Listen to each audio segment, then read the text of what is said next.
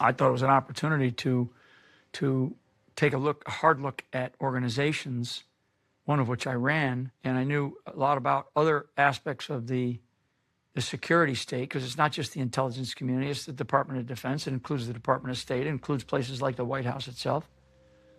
And it includes the Department of Justice, includes the FBI. And the revolving door in the intelligence community with social media companies, with big banks, with big corporations, has been going on for years and years and years. They recruit people out of those agencies to come work for them.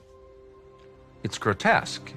I mean, that's when you know, when you turn on CNN or MSNBC and you see an endless parade of former federal law enforcement or federal intelligence officials paid coming on the air to analyze politics, then you know that this organization has been captured by those agencies. I mean, these are not just former government employees. These are people with active security clearances. Still, they retain their security clearances.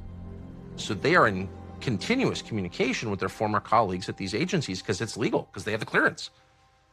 And so they are acting effectively as spokesmen for these federal agencies, and they're on the air as news analysts. I cannot think of a more perverse system. I think there were conversations and messages between Peter Strzok and someone inside of the office of the Vice President of the United States. In retrospect, it's pretty obvious to me that Mike Pence was brought in and presented to Donald Trump, who probably wouldn't know Mike Pence if he got in the shower with him. How would he know Mike Pence? He's the governor of Indiana. Pence is a career politician. Trump is a casino promoter. Like, they haven't had a lot of overlap in their lives. How did he wind up getting chosen vice president? And I think it's very obviously an effort by Republicans in Washington, permanent Washington, to put some kind of moderating force right next to Trump. You need him to win the evangelicals. That's how they sold him. He's an evangelical. Trump has no idea what an evangelical is. And so they tell him, you got to have this guy.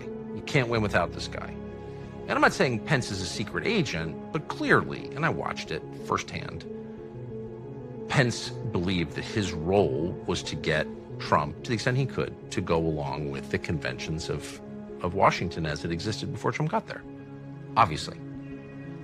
Again, I'm not calling him a secret agent, but I am saying from day one, Pence saw his job as influencing Trump to kind of let things continue to go roughly the way they were going before.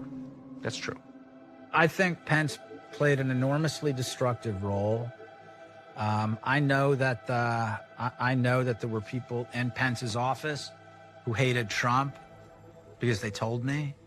And if we look at Russiagate, we see different people operating out of Pence's office who are part of Russiagate.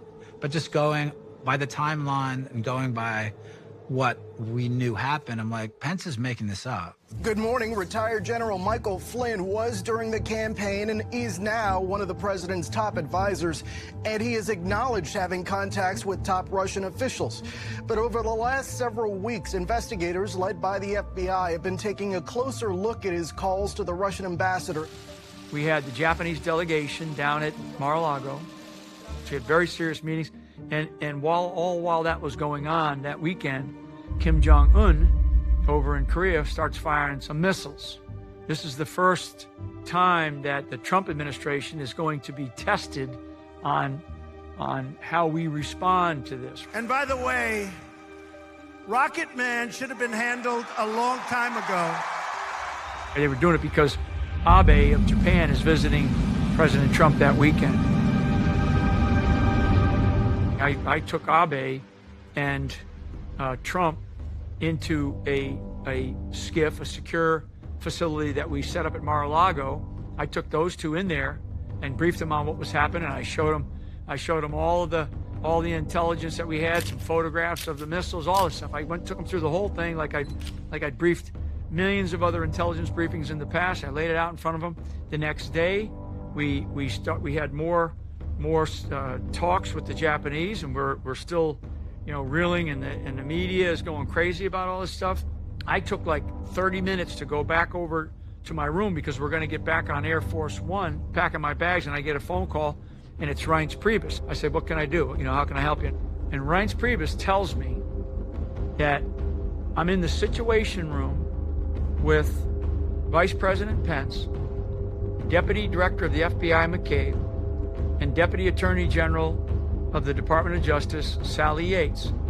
And they just briefed us, they just showed us a document that you clearly talked about sanctions. Because this is one of these surreal moments. It's like things you never forget because it was such a seminal and significant emotional event for me.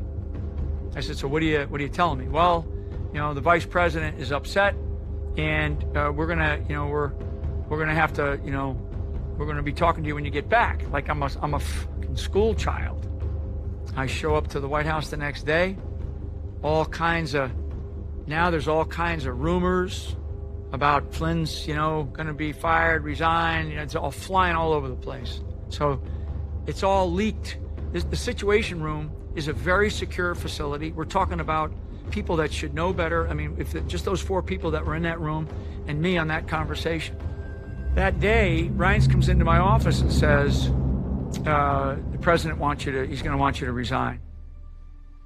And I looked at him, I was like, really? I said, did he say that? Is that coming from you or is that coming from him? And he said, well, that's coming from him. And I said, okay. I go, well, here's what I want you to do, Reince. I want you to go let the president know that I want to hear it from him. And he was like, and he goes, you probably should put together a resignation letter. When he called to tell me that he was resigning, he told me that I'm going to resign tonight. And I was like, oh my God, really? And it was just sort of surreal. And he said, yeah. He goes, I'm going to go see the president right now. I was like, okay, I'll be here when you get home.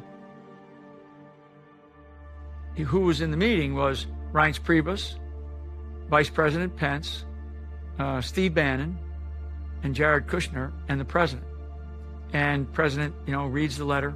He's like, I could tell that he was visibly upset, but not in an angry way. He was like just upset about the whole thing because he knew how hard that I had worked my ass off for him to win the presidency. And I had, I just wasn't a guy that comes across as, a bullshitter, or a liar, right? He said, he kind of looked around the room and goes, we okay with this? And looking back, it could have been, a couple of things could have happened. He could have said, you know what? This is bullshit. You two guys kiss and make up, because I had already apologized to the vice president about whatever it was that he felt like I had misled him on. I already apologized to him. So there was no, hey, let's kiss and make up. We got a country to run here. Nope. Vice President Pence didn't stand there and say, you know what, I can live with this. Mike, got it. I understand that all the dynamics of what was happening. Everybody's busy. We have a country to run. Before I left that meeting, the president got up, and I walked up to the side because I was kind of standing at the corner. And I walked up, gave him a hug, gave him like a big man hug. And I stepped back and I said to him, I'm just going to give you one warning about one person.